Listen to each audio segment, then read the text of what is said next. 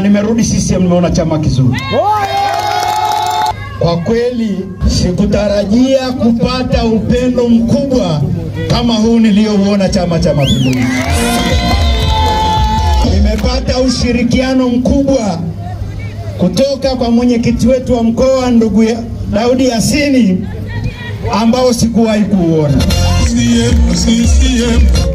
Baba huyu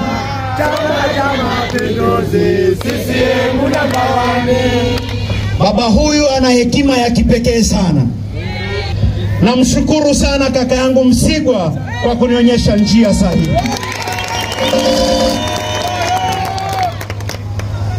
Wakati wa zamani nikiwa Dodoma miaka ile, babangu alikuwa mkuu wa chuo cha VETA pale Dodoma. Na kama mkuu wa chuo alikuwa na nyumba ndani ya chuo.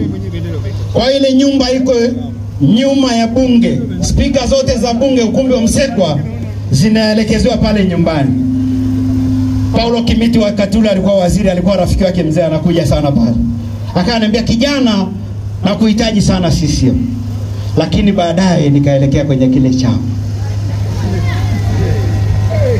Leo ninamkumbuka sana na nimerudi CCM, nimeona chama kizuri. Tangu uhuru wa nchi hii hakija kuwepo chama chenye kulinda amani kama CCM. Tangu kuasisiwa kwa uhuru wa nchi hii hakuna chama kinachoweza kuleta maendeleo kama Chama cha Mapinduzi. Tangu kuasisiwa kwa nchi hii hakuna chama chenye misuli ya kuendesha uchumi imara kama Chama cha Mapinduzi. Tangu kuasisiwa kwa nchi hii hakipo chama kinachoweza chenye uzoefu wa kuongoza nchi kama Chama cha Mapinduzi. Kama alivyosema kaka yangu Msigwa, achaneni na wale wa jamaa wa no reforms no election. Leaders are problem solvers. Chama cha Mapinduzi kwa uhodari na uimara wa viongozi wake wamekuwa wakipata ufumbuzi na kutatua kero za Watanzania siku baada ya siku. Kama alivyosema Msigwa, wale watu hawana agenda, hawana hoja, hawana sera. Kweli uongo? Kweli. Na Tundu Lissu, Dr. Slaa na Heche najua watakuwa hapa kesho. Nataka niwaambie kwamba nchi hii, serikali ya Chama cha Mapinduzi haiwezi kuondolewa madarakani kwa mapinduzi. Serikali ya Chama cha Mapinduzi kama itaondolewa na sanduku la kura na si vinginevyo kama wanavyotaka. Maana wamesema no election. Katiba yetu inasema kila baada ya miaka 5 kutakuwa na uchaguzi mkuu. Sasa wao wamesema mwaka huu hakuna uchaguzi. Ndugu zangu, hawawezi kufanikiwa katika wanalolitaka. Naomba niwaambie jambo moja. Nimemsikia kiongozi wao mmoja akiwa anasema kule Mbeya.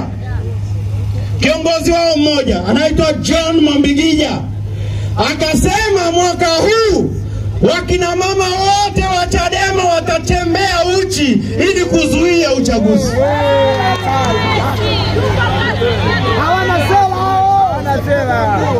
Ninyi wana CCM, kina mama wa Chama cha Mapinduzi, mnaruhusu wa mama wa Chadema watembea uchi nchi hii? Mnakubaliana na udhalilishaji huo? Lazima tuseme hapana. Wazee wetu waliturithisha utamaduni mzuri. Hatuwezi kukubali mambo ya kishenzi katika nchi hii. Ndugu zangu, ninashukuru sana juzi Mama Chatanda, mwenyekiti wa UWT, ametoa tamko la kulaani matendo maovu aliyofanyiwa mwenezi wa BAWACHA kule Njombe. Namshukuru sana, mpigie makofi Mama Chatanda. Lazima tukatae udhalilishaji katika nchi hii, si ndio?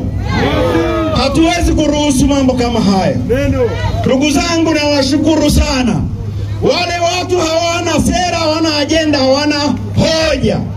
Kwa mfano tunamalizia, kila mwaka katika nchi hii, katika sekta ya elimu, watoto wanaomaliza darasa la 7 ni takribani milioni 1 wanatakiwa waende form 1, si ndio?